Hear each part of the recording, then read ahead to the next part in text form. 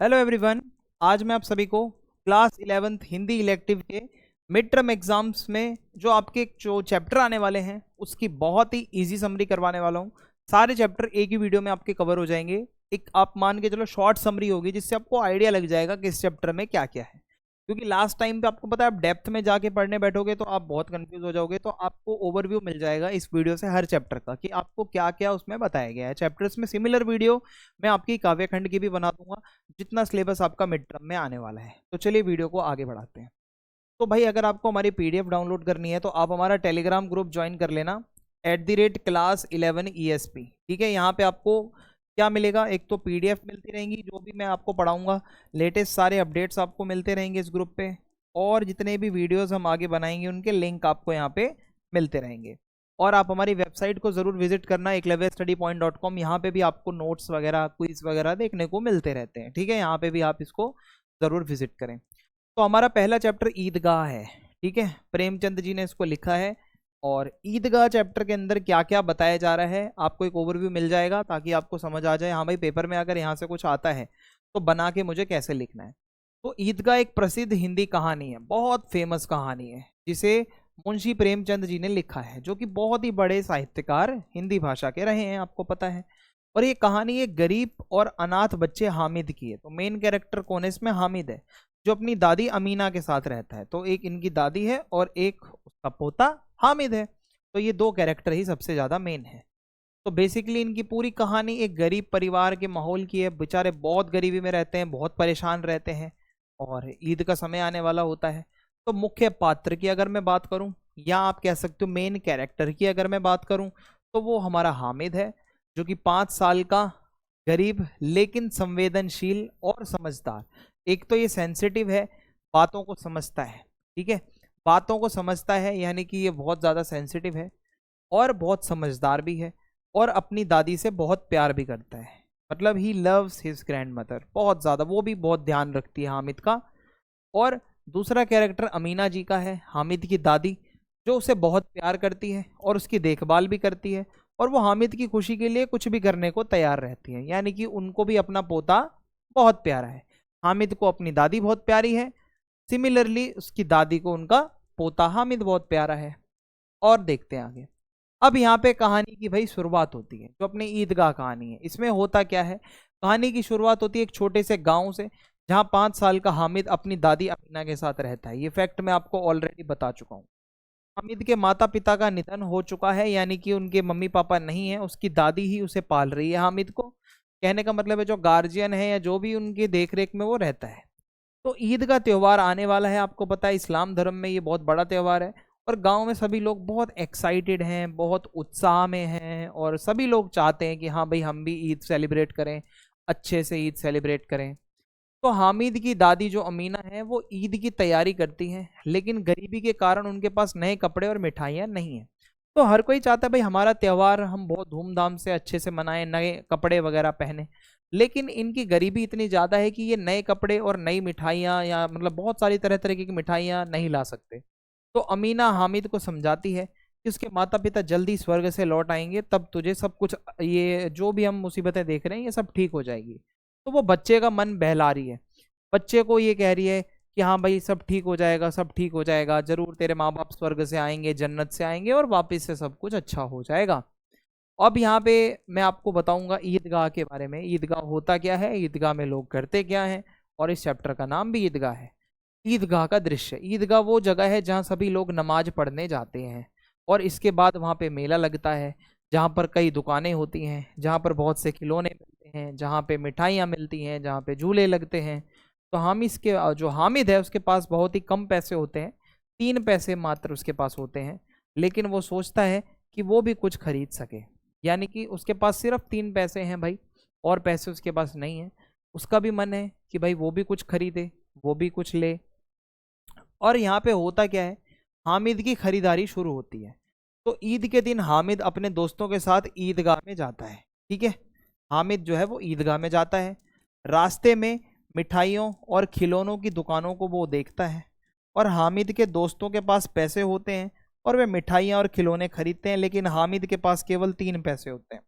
अब आप ये सोचो, सिर्फ 3 पैसे हैं जिसके पास, वो मिठाई लेगा, खिलौने लेगा, या फिर वो उन पैसों को सेव करेगा, या वो कोई ऐसा सामान लेगा जो कि उसकी दादी को काम आए, उनको भी लॉन्ग टर्म तक काम आए। मिठाई क्या है, खाई वो, उसके बाद कल आपको नहीं दिखेगी, पेट में गई। खिलौना कभी भी टूट सकता है।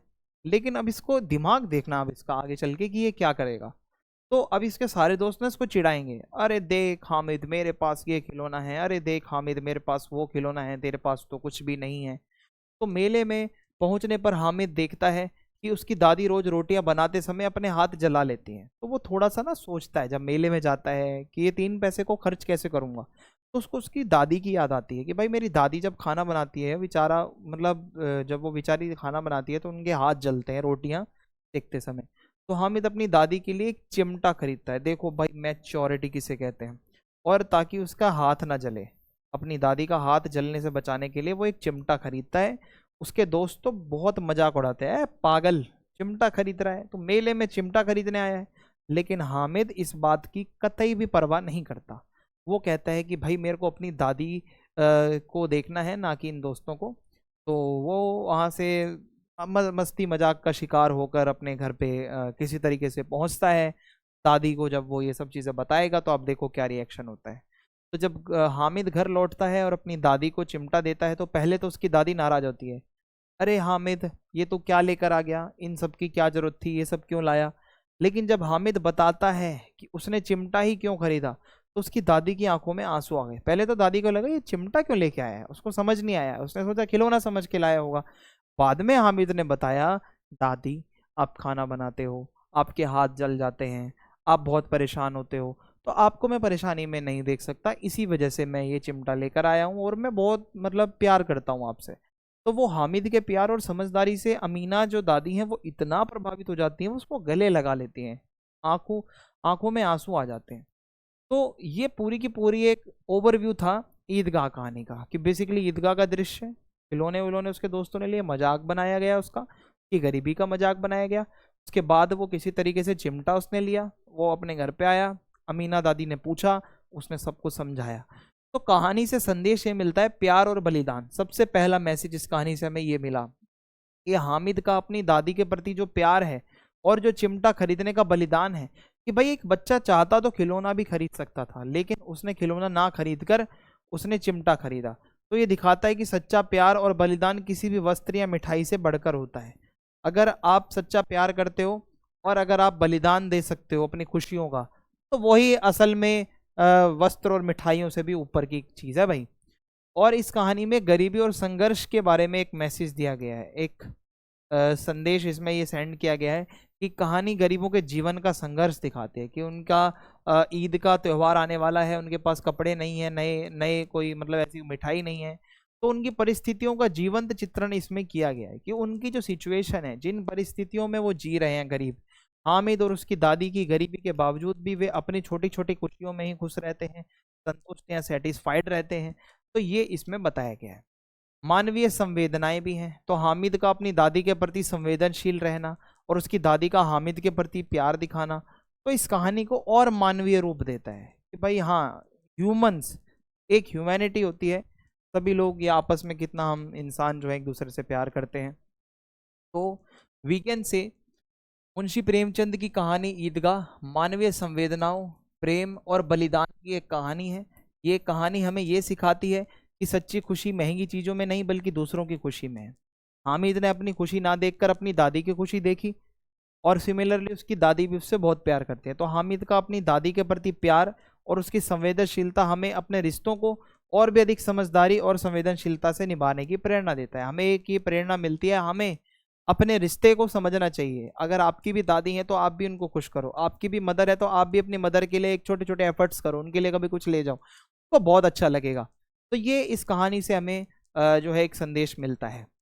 अब इसके बाद हम चलेंगे अपने अंतरा बुक की अगली कहानी, जो आपके मिड टर्म एग्जाम्स में यहाँ से क्वेश्चन आने वाले हैं। तो देखो, अब कहानी आपको पता चल गई, अब क्वेश्चन चाहे कुछ भी आए आप उसको बता सकते हो। मैंने इसीलिए आपको इसके क्वेश्चन आंसर रटवाए नहीं। लैंग्वेज में आपको कहानी पता होनी चाहिए, चाहे हिंदी का सब्जेक्ट हो चाहे इंग्लिश का। लैंग्वेज पता है तो कोई भी क्वेश्चन कैसा भी आएगा आप उसको लपेट दोगे। दोपहर का भोजन हमारा अगला चैप्टर है, जिसको अमरकांत जी ने लिखा है। तो इसके जो लेखक का नाम है वो है अमरकांत। अब मैं आपको बताता हूं कि इसमें इन्होंने क्या क्या हमें बताने की कोशिश करी है। तो देखो, परिवार का इसमें एक परिचय दिया गया है। सबसे पहले यहाँ पे हमें बताया गया है कि भाई एक यहाँ पे परिवार है, और कहानी का जो परिवार है वो निम्न मध्य वर्गीय है, यानी कि लोअर मिडल क्लास। एक होता है अपर मिडल क्लास, एक होता है मिडल क्लास। अपर वाले थोड़े से ज्यादा पैसे वाले होते हैं, लोअर वाले बिल्कुल कम पैसे वाले, और मिडिल क्लास जो मिडिल क्लास नॉर्मल है। तो इस परिवार के जो मुखिया जी हैं वो है मुंशी चंद्रिका प्रसाद, उनकी पत्नी है सिद्धेश्वरी, और उस सिद्धेश्वरी के 3 बेटे हैं। ये इस कहानी का इंट्रो है, और मुंशी जी को नौकरी से निकाल दिया गया है।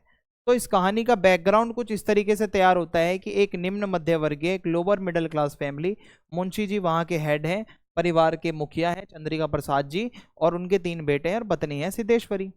तो सिद्धेश्वरी जो इनकी पत्नी है वो बहुत अच्छी लेडीज है, मतलब ये मान के चलो कि वो बहुत बहुत अच्छी है, आपको कहानी में पता चलेगा। जो इनका पहला बेटा है उसका नाम रामचंद्र है, वो 21 साल का एक युवा है, जो दैनिक समाचार पत्र में प्रूफ रीडर का काम करता है, यानी कि वहीं एडिटर वेडिटर के साथ वो लगा हुआ है। पिछले वर्ष ही उसने इंटर पास किया था अपना, ठीक है। फिर उसका जो दूसरा बेटा है वो है मोहन, जो 18 साल का एक किशोर है, एक टीनेजर है, जो कि इसी साल हाई स्कूल का प्राइवेट इम्तिहान देने की तैयारी कर रहा है। तीसरा बेटा प्रमोद है, जो 6 साल का है और कुपोषित है। ये बेचारा कुपोषित है, इसके अंग डेवलप सही से नहीं हो पाए, बहुत कमजोर है, बहुत कुपोषित। तो ये इनके परिवार की स्थिति है। अब मैं आपको बताता हूं कि इनके परिवार की आर्थिक स्थिति किस तरीके से है, इनकी फाइनेंशियल कंडीशंस कैसी हैं। तो सिद्धेश्वरी ने खाना बना लिया था, और दोनों घुटनों के बीच सर रखकर जमीन पर चलती चींटी व चींटे देख रही है, ऐसे यूं हाथ रख के और देख रही है, एक टक देख रही है इस तरीके से। अब केवल 7 रोटियां ही उसने बनाई हैं, याद रखना भाई। 3 बेटे हैं, एक वो खुद है प्लस एक उसका पति है, 4 लोग, 3 बेटे, 3 हो गए, 4 और 5, 5 मेंबर। तो अब देखना 7 रोटियां। तो उसमें से उसने क्या करा कि भाई कुछ देर बाद प्यास का आभास हुआ उसको, तो घड़े से लोटा भर उसने पानी पी लिया सिद्धेश्वरी ने। खाली पेट पानी उसके कलेजे में जा लगा, और वह हाय राम इस तरीके से बोलती है कहकर वो जमीन पर लेट गई, जो सिद्धेश्वरी जी है। और उसने पानी प्यास मिटाने के लिए नहीं बल्कि भूख मिटाने के लिए पिया था। याद रखना, जब गरीब आदमी के घर पे खाना नहीं होता तो वो खाना नहीं है, तो वो पेट भरने के लिए पानी पीकर भी पेट अपना भरता है। तो कुछ यही एग्जाम्पल यहाँ पे दिया गया। परिवार की निर्धनता का सजीव चित्रण अगर मैं आपको बताऊं, वो सारे यानी कि बरामदे में एक अध टूटे खटोले पर खाट सी है, टूटी हुई, वो भी 6 वर्ष का लड़का प्रमोद सो रहा है। लड़का नंग धड़ंग पड़ा हुआ है, उसके अंग विकसित नहीं है सही से, उसके गले तथा छाती की हड्डियां साफ दिख रही हैं, और उसके हाथ पैर बासी ककड़ियों की तरह सूखे हुए हैं, एकदम ऐसे मुड़े हुए हैं बेचारा, उसकी छाती वाती चमक रही है। इतना बुरा हाल है, इतना ज्यादा परेशानी भरा यहाँ पे माहौल चल रहा है, आप सोच भी नहीं सकते। मुंह खुला होने के कारण अनगिनत मक्खियां उसके मुंह पर भिन भिना रही हैं। तभी सिद्धेश्वरी ने बच्चे के मुंह पर अपना फटा गंदा ब्लाउज डाल दिया, है ना, वो कपड़ा बड़ा पड़ा था, वो ऐसे मक्खी उड़ाने के लिए उसके मुंह पे डाल दिया। सारा घर मक्खियों से भिन भिना रहा है। आप सोचो भाई घर की हालत कितनी गंदी है, पूरे घर में मक्खियां ही मक्खियां हैं। आंगन की अलगनी पर एक गंदी साड़ी टंगी है, जिसमें कई पैबंद लगे हैं, फटे कटे कपड़े को सिलने के लिए लगाया गया कपड़े का टुकड़ा, ऐसे टुकड़े टुकड़े टुकड़े टुकड़े, ये इतने कपड़ों के टुकड़े वहां पे पूरे उनके पूरे उसमें घर में आंगन में इधर उधर बिखरे पड़े हैं। कल्पना, देखो भाई कहानी का जो पुरुष पात्र है एक एक करके दोपहर का भोजन करने आएगा। प्रमोद को छोड़ दो, वो तो घर पे ही रहता है, 6 साल का है। जो 3 बेटे हैं उनमें से 2 बेटे और एक उनका जो बाप है मुंशी जी है, वो बारी बारी करके खाना खाने घर पे आएंगे। जब इस चैप्टर का नाम दोपहर का भोजन है, अभी आपको आगे समझ में आएगा कि इस चैप्टर को दोपहर का भोजन नाम क्यों दिया गया है। तो खाना खिलाते समय सिद्धेश्वरी परिवार के सभी सदस्यों को एक दूसरे के बारे में सम्मान बनाए रखने के लिए एक कहानियां गढ़ेगी और झूठ बोलेगी, और ताकि सभी एकता से रहें और एक दूसरे का सम्मान करें। तो अब देखना कि ये क्या क्या झूठ बोलेगी, कैसे कैसे झूठ बोलेगी, लेकिन अच्छाई के लिए झूठ बोला जाएगा। जो भी ये झूठ बोलेगी वो अच्छे के लिए बोलेगी। उदाहरण के लिए वो अपने पति से कहती है कि रामचंद्र कह रहा था कुछ दिनों में नौकरी लग जाएगी, यानी कि बड़ा बेटा कह रहा था। हमेशा बाबूजी बाबूजी किए रहता है, बोला बाबूजी देवता के समान है, मतलब ऐसा उसने कुछ भी नहीं बोला है, ये अपने से मन से बोल रही है। इसी प्रकार वे अपने बड़े बेटे से कहती है, आज प्रमोद सचमुच नहीं रोया, मोहन किसी लड़के के यहाँ पढ़ने गया है। यानी कि वो अपने बड़े लड़के को कुछ कह रही है, पति को कुछ कह रही है, और सभी के बारे में झूठ कह रही है, ताकि सभी लोग एक दूसरे का सम्मान करते रहें और घर का माहौल थोड़ा लाइट रहे, है ना, ज्यादा टेंस्ड माहौल ना बने, इसकी वो पूरी कोशिश कर रही है। मंझले पुत्र मोहन के आने पर भी वह इसी प्रकार सहज होकर कहती है, अरे बड़का तुम्हारी बहुत तारीफ कर रहा था, तुम्हारा बड़ा भैया तो तुम्हारी तारीफ किया नहीं थकता है, और कह रहा था मोहन बड़ा दिमागी होगा, मोहन जो है भाई वो बड़ा इंटेलिजेंट है, और परंतु वास्तविकता तो कुछ और ही थी, जिसे कल्पित की गई बातों ने छिपा रखा था। भाई ऐसा उसने कुछ बोला ही नहीं था अपने भाई के बारे में, जितना सब यहाँ पे बताया जा रहा था सिद्धेश्वरी के द्वारा। अब यहाँ पे क्या होता है, पारिवारिक भावनाओं का मार्मिक चित्रण। तो परिवार के सभी सदस्य अपने अभाव और अपनी निर्धनता से भली भांति परिचित है, सबको पता है कि भाई हम गरीब हैं, सबको पता है खाने पीने का कोई जुगाड़ नहीं है घर पे, और ये प्रॉब्लम्स हैं घर के अंदर, ये सबको पता है, परंतु एक दूसरे के समक्ष इस निर्धनता को कोई व्यक्त नहीं करना चाहता, कोई इस चीज़ को एक्सप्रेस नहीं करना चाहता कि हाँ भाई ये सारी प्रॉब्लम्स हैं अपने घर के अंदर, ठीक है, ये कोई भी एक्सप्रेस नहीं करना चाहता, ये कोई भी प्रॉब्लम को बताना नहीं चाहता। सिद्धेश्वरी जानती है कि रोटियां कम है, फिर भी वह एक और रोटी देने का उपक्रम करती है।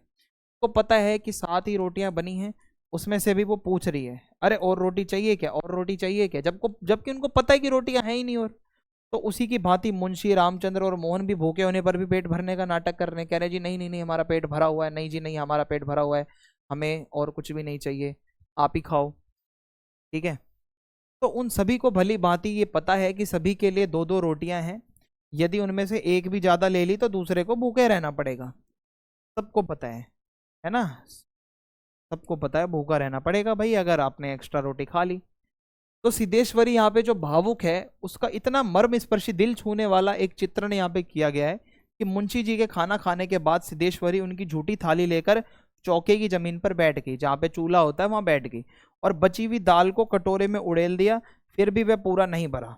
मतलब ये मान के चलो बची हुई दाल तक भी वो खा रही है यार, थोड़ी सी चने की तरकारी थोड़ी तरी सी बची हुई थी, और रोटी भी एक ही बची थी, वह भी मोटी भद्दी और जली हुई। तो उस जली हुई रोटी में से भी उसने आधी प्रमोद के लिए रख दी थी कि भाई मेरा बेटा खाएगा, और एक लोटा पानी लेकर उस आधी रोटी को खाने बैठ गई पानी से। तो एक निवाला मुंह में लिया ही था कि उसकी आंखों से टप टप आंसू गिरने लगे कि हाय गरीबी, इतनी परेशानी क्यों है, मैं हमारी ही लाइफ में इतनी सारी प्रॉब्लम्स क्यों है, ये प्रॉब्लम इतनी नहीं होनी चाहिए थी, वो कहती है। तो ये देखो ये छोले हैं, छोले तो बचे नहीं, उसकी तरकारी बची हुई थी, और वो भी भाई उसने फिर किसी तरीके से खाई। अगला चैप्टर जो है हमारा वो है टॉर्च बेचने वाला। टॉर्च बेचने वाला जो चैप्टर है, अब मैं आपको यहाँ से बताऊंगा कि क्या क्या आपके मेन पॉइंट्स बनते हैं, जिससे आपको एक ओवरव्यू समझ आ जाए। तो टॉर्च बेचने वाला चैप्टर है अगला, इसको देखते हैं। टॉर्च बेचने वाला हरिशंकर परसाई की एक व्यंग्य रचना है ना, ये एक ऐसा चैप्टर जिसमें व्यंग्य है, जिसमें एक मस्ती मजाक है। तो इसमें लेखक ने टॉर्च बेचने वाले का कार्य करने वाले 2 दोस्तों के बारे में एक उसके माध्यम से बताया है कि दोनों में से एक टॉर्च बेचता हुआ किस प्रकार संतों की वेशभूषा धारण करके ऊंचे सिंहासन पर बैठकर आत्मा के अंधेरे को दूर करने वाली टॉर्च बेचता है और प्रवचन करने वाला बन जाता है। वहीं दूसरा दोस्त जो है अपने धंधे में फायदा कमाने के लिए वो देखता है कि हाँ भाई वो भी टॉर्च ही बेचा करता था, लेकिन जब वो देखता है कि मेरा दोस्त जो एक टाइम पे मेरे जैसा था, आज की डेट में वो क्या कर रहा है, वो काम कर रहा है, प्रवचन देने वाला बाबा बन गया है, और वो कह रहा है कि मैं अंदर का अंधेरा दूर करता हूँ। और जो ये दूसरा दोस्त था, ये असली में टॉर्च बेचता था, ये वाकई का अंधेरा दूर करता था। तो ज्यादा बेनिफिशियल कौन है, जो बंदा संत महात्मा बन गया है, वो ज्यादा पैसे कमा रहा है। तो ये पूरी कहानी एक व्यंग्य रचना है, एक हंसी मजाक के उसमें मतलब ये लिखी गई है। तो देखो मैं आपको बताता हूँ। तो टॉर्च बेचने वाले का बदला हुआ रूप, तो इसमें लेखक टॉर्च बेचने वाले को चौराहे पर प्रतिदिन टॉर्च बेचते हुए देखते थे कि हाँ भाई ये आदमी टॉर्च बेचने आता है, लेकिन बीच में वो कुछ दिन चौराहे पर दिखाई नहीं दिया। तो कल अचानक लेखक ने उसे चौराहे पर देखा, लेकिन वो टॉर्च नहीं बेच रहा था, उसने अपनी दाढ़ी बढ़ा ली थी और लंबा कुर्ता पहन रखा था, और उसका बाहरी रूप पूरी तरीके से बदल गया था। तो एक टॉर्च बेचने वाला बंदा जो रोज टॉर्च बेचने आता था, एक दिन वो दिखा नहीं, जब दोबारा दिखा तो उसका पूरा लुक, उसकी पूरी आउटफिट वगैरह सब चेंज थी, बदली हुई थी। तो अब ये है क्या, माजरा क्या है, आखिर ये टॉर्च की कहानी क्या है, मैं आपको समझाता हूँ। तो लेखक यहाँ पे क्या कहते हैं, लेखक ने जब टॉर्च बेचने वाले का बदला हुआ रूप देखकर उससे इसका कारण पूछा, तो टॉर्च बेचने वाले ने उत्तर दिया, अब तो आत्मा के भीतर टॉर्च जल उठा है जी, अब तो मेरे अंदर की टॉर्च जल गई है। तो ये सूरज छाप टॉर्च अब व्यर्थ मालूम होती है। सूरज छाप एक कंपनी थी जिसकी वो ना ब्रांड की टॉर्च पहले बेचा करता था, तो अब उसने वो बंद करके और अब प्रवचन देना शुरू कर दिया, कहता है सूरज छाप को तो अब कोई ना पूछे, मैं आपका अंदर का अंधेरा दूर कर दूंगा, ऐसा कह रहा है। तो तभी लेखक उस पर व्यंग करते हुए कहता है कि तुम शायद सन्यास ले रहे हो शायद, हा हा हा। तो जिसकी आत्मा में प्रकाश फैल जाता है वह इसी तरह की हरामखोरी पर उतर आता है। समझ रहे हो लेखक जी कैसे यहाँ पे लाइन यूज कर रहे हैं कि भाई जिसकी आत्मा में प्रकाश फैल जाता है वह इसी तरह हरामखोरी पर उतर आता है।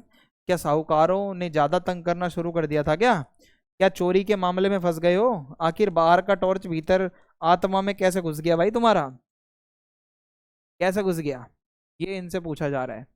दोनों मित्रों द्वारा काम धंधे का आरंभ करना। हुआ क्या, टॉर्च बेचने वाले ने लेखक को सारी कहानी कह सुनाई कि भाई ऐसे ऐसे है।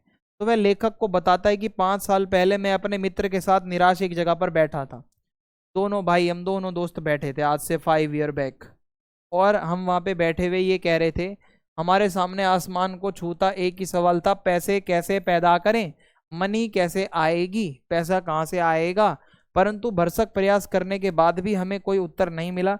तब मैंने अपने मित्र से कहा, यार ये सवाल टलेगा नहीं, यानी कि यार ये कैसे हम करें, पैसा आखिर कहाँ से आएगा, ये हम छापे कैसे, ये हम कैसे धनवान बन पाएंगे, चलो इसे हल ही कर देते हैं, पैसा पैदा करने के लिए कुछ काम धंधा करते हैं भाई, चलो दोनों भाई।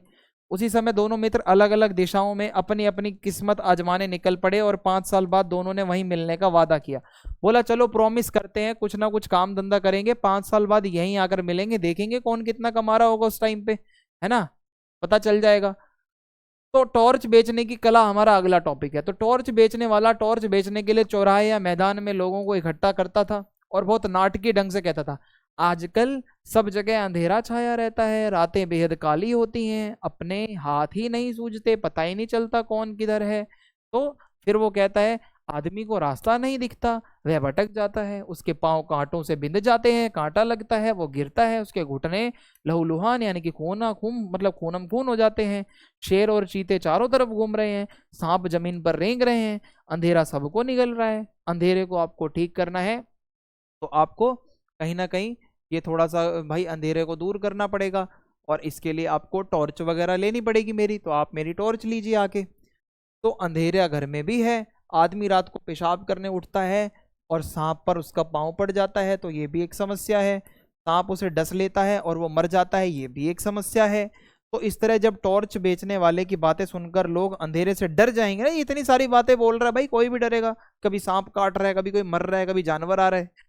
तो तब वह कहता है, भाइयों यह सही है कि अंधेरा है मगर प्रकाश भी है, जो जो मैंने आपको बातों से डराया है, इस डर का एक ही जो है तोड़ है, और वो है मेरी सूरज छाप टॉर्च। आप ये टॉर्च पकड़ो और जलाओ और सारी समस्या सॉल्व। तो यही प्रकाश मैं आपको देने आया हूं, हमारे सूरज छाप टॉर्च में है वो प्रकाश जो अंधकार को दूर भगा देगा। और इस प्रकार अपनी बातों से वो सभी को प्रभावित करके टॉर्च बेचने वाला अपनी टॉर्च बेचने में सफल हो जाता है, लोग खरीद लेते हैं और उसका जीवन पूरा सुखपूर्ण कटने लगता है, सुखी सुखी वो अब यहाँ पे रहने लगता है। ये सारी बातें हैं। भव्य पंडाल में बैठा हुआ एक साधु, ये हमारा अगला टॉपिक है। तो देखो भाई, टॉर्च बेचने वाले का मित्र अपने वादे के अनुसार 5 साल बाद वहीं पहुंचा। तो उन्होंने जहां का वादा किया था वहीं मिलेंगे, तो वह इस मित्र को ढूंढने के लिए निकल पड़ा। जो टॉर्च बेचने वाला दोस्त था वो कहता है, चल भाई ढूंढता हूँ वो कहाँ है। उसे ढूंढते ढूंढते उसकी नज़र एक मैदान में पड़ी, उसमें खूब रोशनी थी, एक तरफ मंच सजा हुआ था। वो ढूंढते ढूंढते ढूंढते जब जाता है तो एक मैदान उसको दिखता है, एक मंच लगा हुआ था बढ़िया एकदम, सारे लोग बैठे हुए थे लाइन से सुन रहे थे, कोई बाबा जी कुछ बोल रहे हैं। और अब यहाँ पे होता क्या है देखो, लाउड स्पीकर लगे हुए थे, मैदान में हजारों नर नारी श्रद्धा से झुके हुए बैठे थे, मंच पर सुंदर रेशमी वस्त्रों से सजे एक भव्य पुरुष बैठे हुए थे, खूब पुष्ट थे, हट्टे कट्टे थे भाई, बैठे हुए हैं ऊपर चढ़ के, सवारी हुई लंबी दाढ़ी, पीठ पर लहराते हुए बाल, इस तरीके से उसकी दाढ़ी है, वो उसको आराम से अपनी दाढ़ी वगैरह को संवार रहा था। ओके। और फिर है वह भव्य पुरुष फिल्मों के संत की तरह लग रहा था, मानो कि कोई संत महात्मा हो, ऐसा वो प्रतीत हो रहा था। तो अब देखो भाई, वो संत बैठा हुआ है, सारे लोग उसकी बातें सुन रहे हैं, तो एकदम फिल्मी सा लग रहा था वो बंदा। फिर है प्रवचन द्वारा लोगों को भयभीत करना। तो साधु लोगों को प्रवचन दे रहा था और कह रहा था कि मैं आज मनुष्य को एक घने अंधकार में देख रहा हूं, सभी लोग अंधेरे में हैं, उसके भीतर कुछ बुझ गया है, यह युग ही अंधकारमय है, यह सर्वग्राही अंधकार संपूर्ण विश्व को अपने उदर में छिपाए है। यानी कि अंधेरा ही अंधेरा है भाई चारों तरफ, और बहुत परेशानियां हैं, सभी लोग बहुत तंग हैं। आज मनुष्य अंधकार से घबरा उठा है, वह पथ भ्रष्ट हो गया है, इंसान अपना रास्ता भटक गया है भाई, इंसान को पता नहीं है कि आपका रास्ता क्या होना चाहिए। आज आत्मा के अंदर हमारी अंधकार है, अंदर की आंखें हमारी जो ज्योतिहीन हो गई हैं, एक आंख बाहर होती है एक अंदर भी होती है, वो आंखें हमारी वापस से जागृत होनी चाहिए। तो मानव आत्मा अंधकार में घुटती जा रही है, मैं देख रहा हूं मनुष्य की आत्मा भय और पीड़ा से त्रस्त है, सभी लोग डरे हुए हैं, सभी लोग बहुत ज्यादा पीड़ा में हैं, बहुत ज्यादा परेशानियां हैं। तो प्रवचन द्वारा ज्योति जगाने का वो आवाहन कर रहा है। इसी प्रकार साधु जो है सबसे पहले लोगों को अंधकार से डराता है, बाद में कहता है कि देखो टेंशन मत लो भाइयों और बहनों, डरो मत, जहां अंधकार है वहीं प्रकाश है। अगर आपको लगता है कि भाई बहुत ज्यादा अंधेरा है तो आप टेंशन मत लो, प्रकाश भी वहीं होता है जहां पे अंधेरा होता है, तो आपको कोई प्रॉब्लम नहीं आएगी। तो ये साधु इतनी अच्छी अच्छी बातें कर रहा है, बड़ी बड़ी बातें, कि सारे लोग बहुत ज्यादा इससे अट्रैक्ट हो गए हैं और वो आराम से इसको सुन रहे हैं कि ये चल क्या रहा है। तो प्रकाश बाहर नहीं है, अंदर खोजो, अंदर में बुझी हुई उस ज्योति को जगाओ। तो मैं तुम सबको उस ज्योति को जगाने के लिए आवाहन करता हूं कि भाई तुम सभी लोग अपने अंदर की उस बुझी हुई ज्योत को जलाओ, ये अंधेरा तभी दूर होगा। तो मैं तुम्हारे भीतर वह शाश्वत ज्योति जगाना चाहता हूं, एक ऐसी ज्योति जो कभी ना बुझे, तुम्हारे अंदर मैं वो ज्योति जगाऊंगा। हमारे साधना मंदिर में आकर उस ज्योति को अपने भीतर जगाओ। तो आओ मेरे प्रवचन को सुनो और आके बैठो, मैं तुम्हारी ज्योति को जगाऊंगा। तो दोनों मित्रों के कारोबार में समानता देखो। अगर भाई प्रवचन कर मंच से उतर कार में चढ़ने के क्रम में साधु की दृष्टि जैसे ही टॉर्च बेचने वाले पर पड़ी, तो उसको वो पहचान लेता है, अरे ये तो मेरा दोस्त है यार, ये तो और कोई नहीं बल्कि अपना पुराना दोस्त है। फिर वो उसे अपने साथ कार में बिठाता है और अपने बंगले में ले जाता है कि चल भाई तुझे मैं अपना बंगला दिखाता हूँ, चल आजा।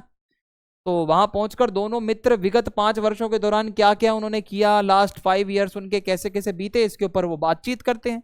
तो टॉर्च बेचने वाला अपने साधु बने मित्र की बातें सुनकर उससे कहता है कि यार तुम जो सब कह रहे थे वह सब तो मैं भी अपने टॉर्च बेचने के लिए कहता हूँ, मैं भी यही सब लोगों को डराता हूँ, अंधेरे का डर देता हूँ, अंधेरे का ये देता हूँ वो देता हूँ। और यहाँ पे तो भाई हम सारे लोग जो है एक ही जैसा ही काम कर रहे हैं एक तरीके से, काइंड ऑफ। तुम चाहे कुछ भी कहो, बेचते तो तुम टॉर्च ही हो, है ना। कोई भी व्यक्ति दार्शनिक बने, संत बने या साधु बने, अगर वह लोगों के अंधेरे को डर दिखाता है तो जरूर वह अपनी कंपनी की टॉर्च बेच रहा है। मैं भाई एक वैसी टॉर्च बेच रहा हूँ फिजिकल, और तुम जो अंदर की ज्योति जगाने की बात कर रहे हो, बेच तो तुम भी टॉर्च रहे हो। तो इस प्रकार लेखक ने ये पूरा एक व्यंग्य, एक मस्ती मजाक में ये पूरा चैप्टर लिखा था, समाज के अंदर जो धर्म के नाम पर गुरुओं, महात्माओं, साधु संतों पर कटाक्ष किया है, कि लोगों को वो कैसे पहले डराते हैं और उसके बाद वो खुद ही उनको बोलते हैं कि हमारे यहाँ पे सत्संग में आओ, ये करो वो करो। और टॉर्च बेचने वाले का साधु बनने का फिर निर्णय होता है। जो उसका दोस्त टॉर्च बेचता था ना, वो सारी बातें सुनकर साधु दोस्त की कहता है तेरी बात ठीक है भाई, मेरी कंपनी नई नहीं है, सनातन है। और यह कहकर साधु अपने मित्र को कुछ दिन अपने घर में ठहरने के कहता है, भाई रुक जा यहाँ पे मेरे साथ, ताकि सारा रहस्य जान ले, ठीक है, और तू भी एक धनाढ्य यानी कि पैसावान, पैसे वाला बन जाएगा, जो जो काम मैं करता हूँ तू भी वो सब कर ले। टॉर्च बेचने वाला 2 दिन मित्र के यहाँ रुकने के बाद तीसरे दिन अपनी टॉर्च की पेटी नदी में फेंक देता है। चल मेरे को बेचनी नहीं है टॉर्च, अब मैं भी साधु वगैरह बनूंगा और ये अपना रोजगार बदलूंगा। तो इस तरीके से वो भी अब एंड में साधु बन जाता है, अपने दोस्त का फायदा वायदा वगैरह देख के। वह दूसरे दोस्त के वैभव, धन दौलत के चमक को देखकर निश्चय करता है कि सूरज छाप कंपनी की जो टॉर्च है बेचने से अच्छा है कि मैं भी धर्माचार्य बन जाऊं और लोगों के मन के अंधेरे को दूर वगैरह करूं, वो ज्यादा बढ़िया है। ठीक है, अब हमारा अगला चैप्टर है गूंगे। तो अब हम गूंगे चैप्टर को स्टार्ट करेंगे और देखेंगे क्या है इसमें। गूंगे चैप्टर को समझते हैं, इसमें क्या बताया जा रहा है। तो सबसे पहले गूंगे का इंट्रोडक्शन आप समझिए। गूंगे को देखकर सभी लोगों में, एक लड़का है जो गूंगा है, तो सभी को ये होता है कि लोगों में उसके बारे में जानने की जिज्ञासा है कि भाई ये क्या है, क्या पसंद करता है, कौन है। तो गूंगे ने अपने कानों पर हाथ रखकर इशारा किया कि वो जन्म से वज्र बहरा है, जिसे पूरी तरीके से सुनाई नहीं देता, और वो गूंगा भी है। एक तो पूरी तरीके से वो सुन नहीं पाता, और दूसरा वो गूंगा है। तो ये वो बताता है एक इशारा करके अपने बारे में, ठीक है। तो ये इस कहानी का मेन कैरेक्टर है जो कि गूंगा है। तो लोगों में उसके माता पिता के बारे में पूछा, तो उसने मुंह के आगे इशारा करके बताया कि जब वह छोटा ही था तब माँ जो घूंघट काटती थी भाग गई, और बड़ी बहुरिया मूछों वाला और बड़ी बड़ी मूछों वाला बाप मर गया। वो ऐसे बताता है, बड़ी बड़ी मूछें थी, बाप मर गया, माँ घूंघट काटती थी, भाग गई। ठीक है। तो इसलिए उसे बुआ फूफा ने पाला था उसके, जो उसे बहुत मारा करते थे, उसके साथ बहुत ही गलत बिहेवियर करते थे। तो गूंगे के प्रति लोगों की संवेदना, तो गूंगे की पीड़ादायक व्यथा, इतनी पीड़ा उसने सही है ये जानकर सभी लोगों का हृदय करुणा से भर गया कि भाई ये बेचारा इतना परेशान रहता है। तो वे बोलने का भरसक प्रयास करता है, लेकिन नतीजा कुछ नहीं होता। वो बोलना बहुत कुछ चाहता है, पर वो गूंगा है, करकश खर खर खर खर खर ऐसी आवाज आती है, पर कोई क्लियर आवाज काए काए करके निकलती है, पर क्लियर आवाज नहीं आती। तो अस्फुट ध्वनियों का वमन, जैसे आदि मानव अभी भाषा बनाने में जी जान से लड़ रहा हो। जैसे आदि मानव नहीं बोलते थे अपने में, खू खू खू खा खा करके बातें करते थे, लग रहा है वैसे बोल रहा है। तो किसी ने बचपन में गला साफ करने की कोशिश में काकल काट दिया, ऐसा लग रहा है उसका काकल ही काट दिया, गला ही काट दिया है। जैसे घायल पशु करहा उठता है, जैसे जानवर चिल्लाते हैं। तो चमेली ने पहली बारी, एक कैरेक्टर है, फीमेल कैरेक्टर है भाई इस चैप्टर का, जिसका नाम चमेली है। तो उसने पहली बारी एक्सपीरियंस किया कि यदि गले में काकल तनिक ठीक नहीं हो तो मनुष्य क्या से क्या हो जाता है ना। वो महिला है भाई, वो देख की है और बहुत अचंभे में, भाई ऐसा भी होता है। तो कैसी यातना है कि वो अपने हृदय को उगल देना चाहता है, किंतु उगल नहीं पाता, कि उसके मन में कहने की बातें तो बहुत हैं दिल के अंदर, पर वो अपनी बातों को स्पष्ट रूप से कह नहीं पा रहा है, अपनी बातों को वो बिल्कुल भी रख नहीं पा रहा। फिर उसके बाद है गूंगे का स्वाभिमानी व स्वावलंबी होना। तो देखो भाई, गूंगे की दुख भरी कहानी सुनकर सभी ये स्तब्ध रह जाते हैं। सुशीला ने पूछा कि तू खाता क्या है, किस तरह अपना जीवन निर्वाह करता है, भाई तो अपना गुजारा वगैरह कैसे करता है, ये सब काम कैसे करता है। तो वो इशारों में बताता है कि हलवाई के यहाँ रात भर लड्डू बनाता हूँ, ऐसे ऐसे करके वो बताता है भाई मैं लड्डू बनाता हूँ, और कढ़ाई मांजता हूँ, बर्तन मांजता हूँ, नौकरी करता हूँ और कपड़े धोता हूँ, और इन्हीं सब चीजों से मैं अपने पैसे कमाता हूँ। यानी कि वो अपनी मेहनत की खाता है। सीने पर हाथ मारकर इशारा करता है, हाथ फैलाकर कभी नहीं मांगता, ऐसे करता है, ऐसे कमा के खाता हूँ, हाथ फैला के नहीं खाता, किसी के आगे भीख नहीं लेता। भुजाओं पर हाथ रखकर इशारा करता है, मेहनत का खाता हूँ, और पेट बजा कर दिखाता है, इसके लिए, ठीक है, पेट के लिए।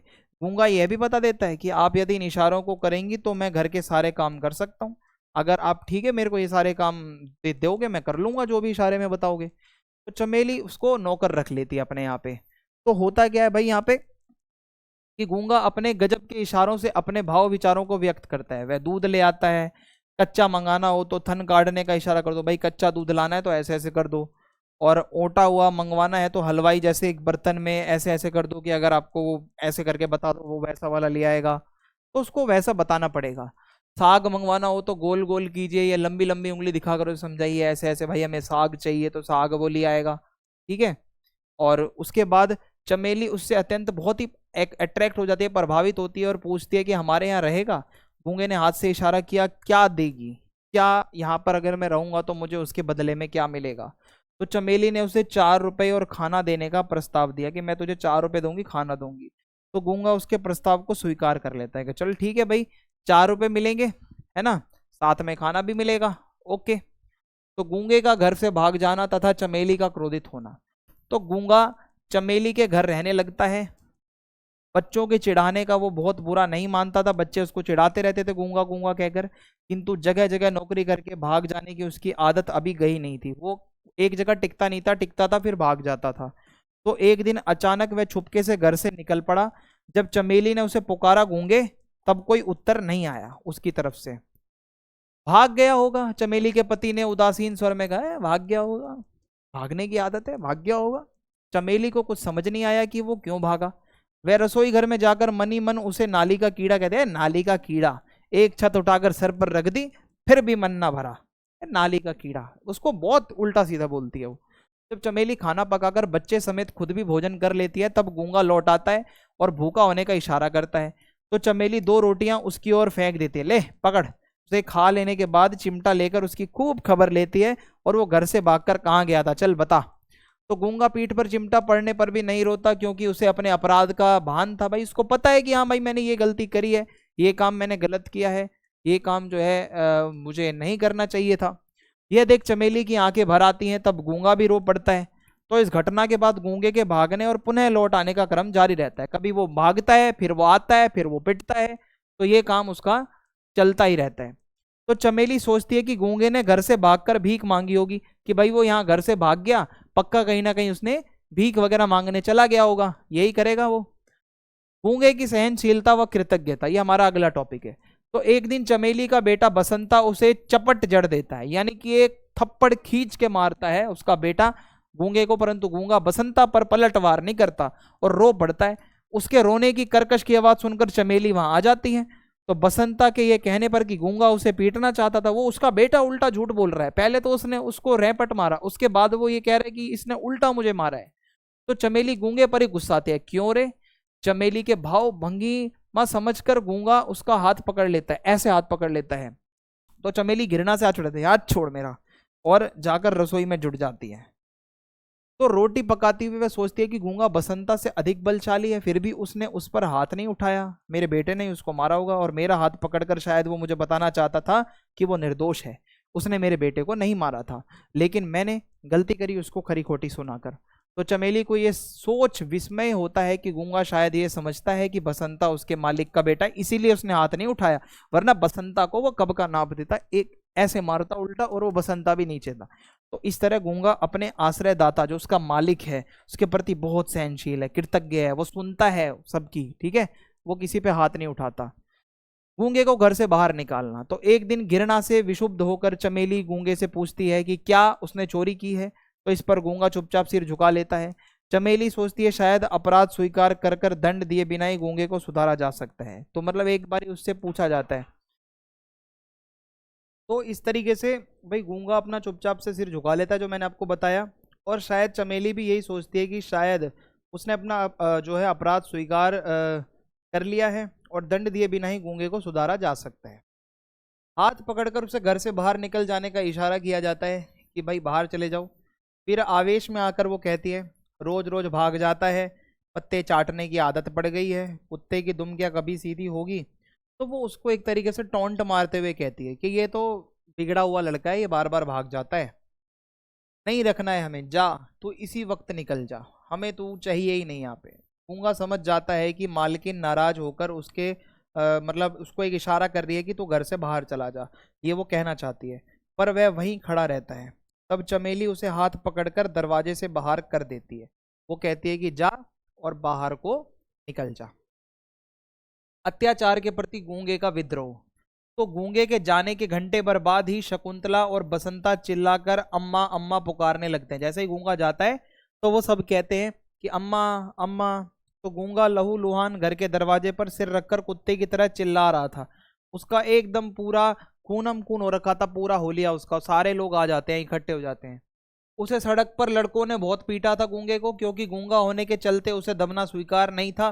तो वो भी अपने बीच बचाव में अपने लड़ रहा था, तो उसका सर फट गया था भाई, लड़कों ने मारा। चमेली चुपचाप यह सब देख रही थी, जो उसकी मालकिन थी।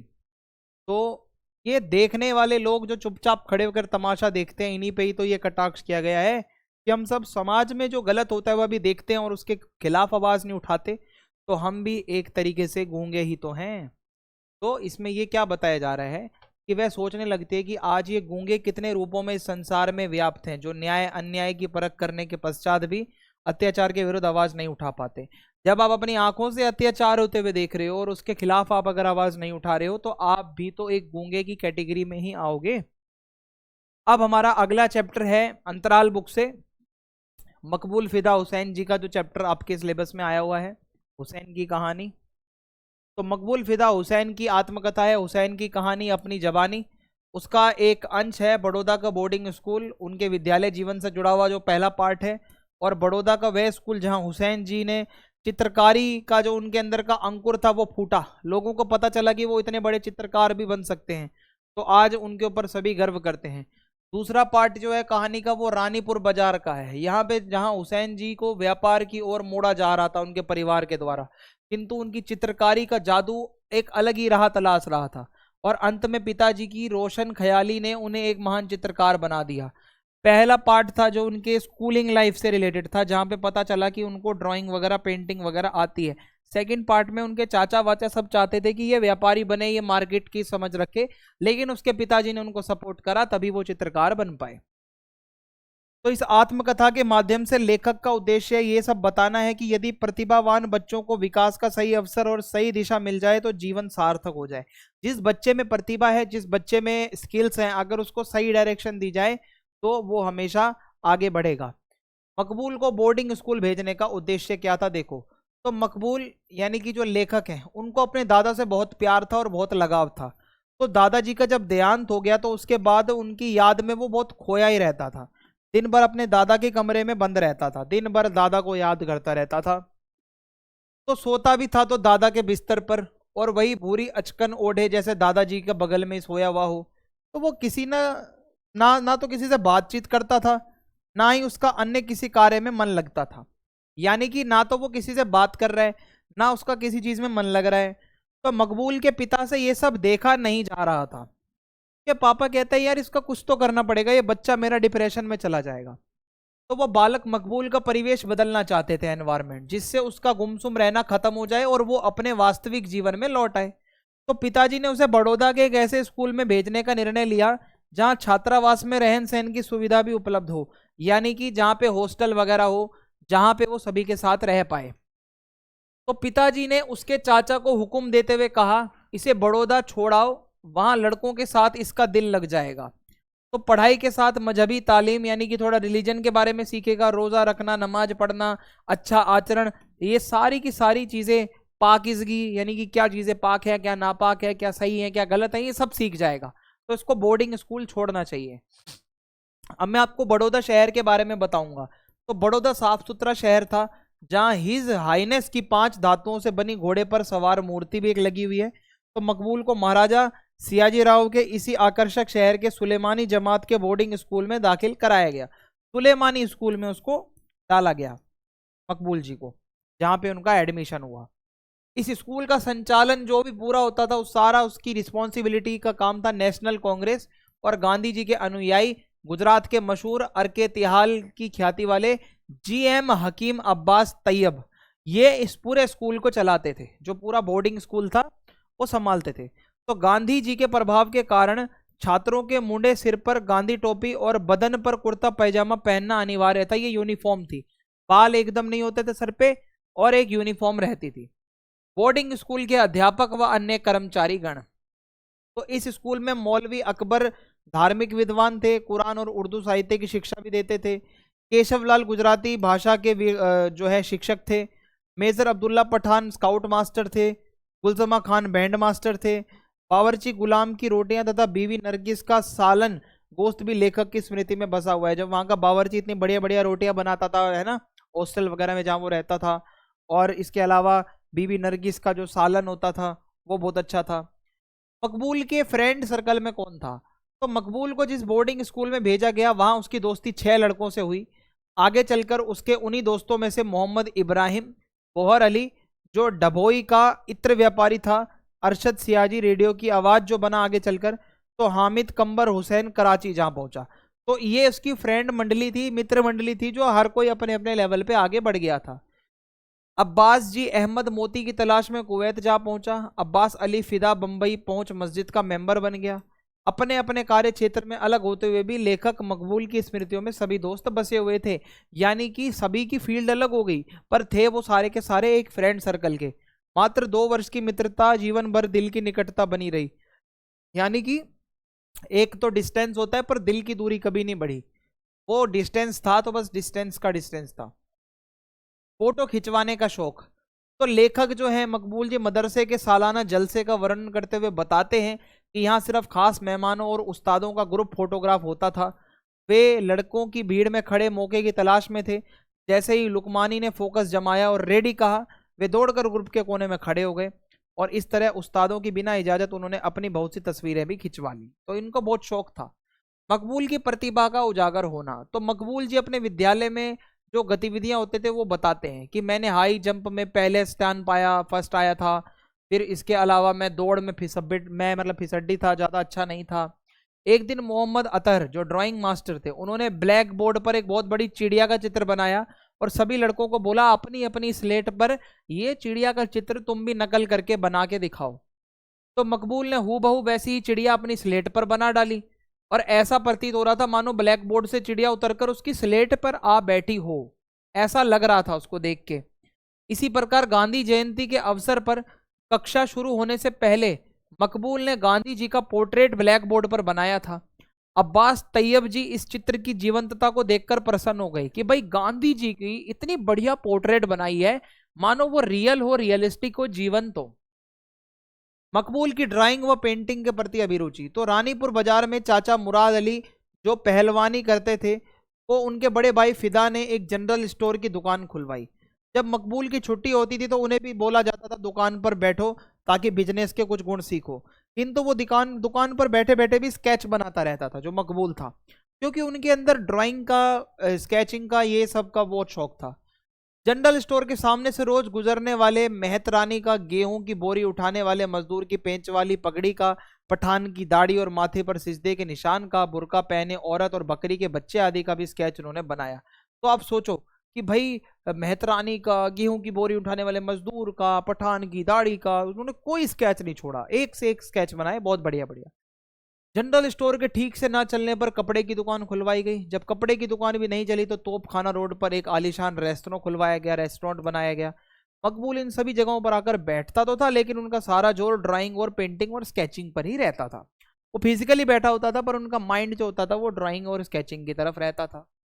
पहली ऑयल पेंटिंग तथा उसका परिणाम। तो एक दिन दुकान के सामने से फिल्मी विज्ञापन का तांगा गुजरा।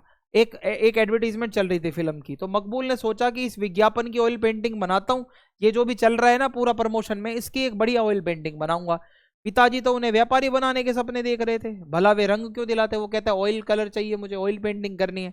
ऑयल पेंटिंग में भाई आपको पता है थोड़े अलग कलर लगते, अब पिताजी क्यों दिलवाएंगे, पिताजी को तो उनको किसी और फील्ड में भेजना है।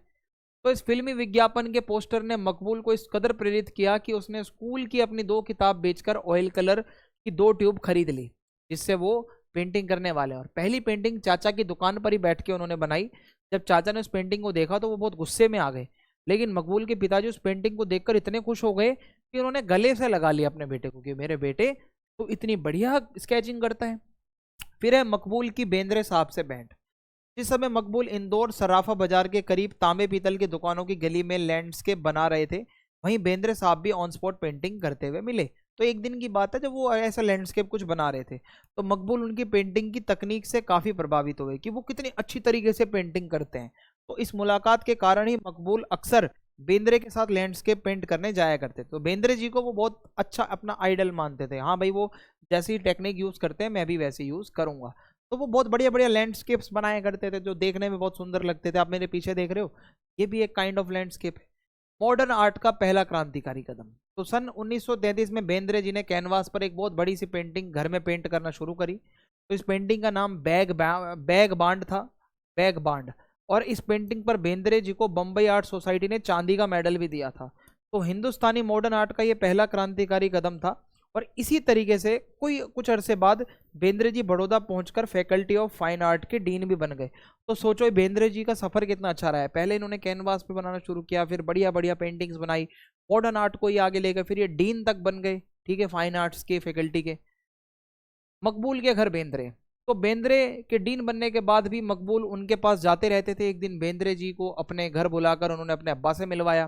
तो बेंद्रे जी ने अब्बा से मकबूल के काम पर बात करी, जिसका परिणाम यह हुआ कि दूसरे ही दिन अब्बा ने बंबई से विंसर न्यूटन ऑयल ट्यूब और कैनवास मंगवाने का ऑर्डर भेज दिया। जब बेंद्रे जी ने खुद बोला कि यस आपके बेटे में वो टेक्निक्स हैं, आपके बेटे में वो स्किल्स हैं कि वो बहुत कुछ कर सकता है, तो पिताजी ने उसको ये ट्यूब्स इस तरीके से ये दिलवाई, ऑयल पेंटिंग वगैरह जिससे होती है, कैनवास वगैरह सब दिलवाया, और इस तरीके से उन्होंने अपने बेटे को सपोर्ट करा।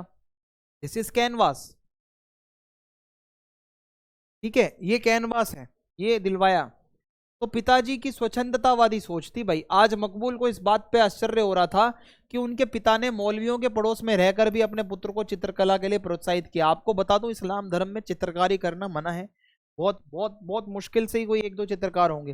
तो ये बहुत बड़ी बात है, अचंभे की बात है कि उन्होंने ये प्रोत्साहित किया अपने बेटे को। और ये आर्ट तो राजे महाराजों के लिए ही सीमित था और ये उसका बेटा बना रहे हैं। तो मकबूल के अब्बा ने ना जाने कैसे 50 साल की दूरी को पाटते हुए भी बेंद्रे की सलाह पर, ठीक है, बेंद्रे जी की सलाह पर सारे प्रतिबंध हटा दिए। इस्लाम धर्म में प्रतिबंध होते हैं। अपने बेटे को जीवन में रंग भरने की स्वीकृति दे दी कि जा बेटा जा, जी ले अपनी जिंदगी, जो तुझे पेंटिंग करनी है वो तू कर। तो इस तरीके से ये सारी कहानी है, मैंने आपको ओवरव्यू दे दिया है। आई होप अगर यहाँ से कोई क्वेश्चन आते हैं तो आप उसको आराम से अटेम्प्ट कर लोगे। और अगर वीडियो पसंद आती है तो चैनल को सब्सक्राइब करें, वीडियो को लाइक करें, कमेंट बॉक्स में जाके फीडबैक लिखें, वीडियो को शेयर करें, बेल आइकन को प्रेस कर दें ताकि आने वाली वीडियोस के अपडेट्स आप सभी तक पहुंचते रहें।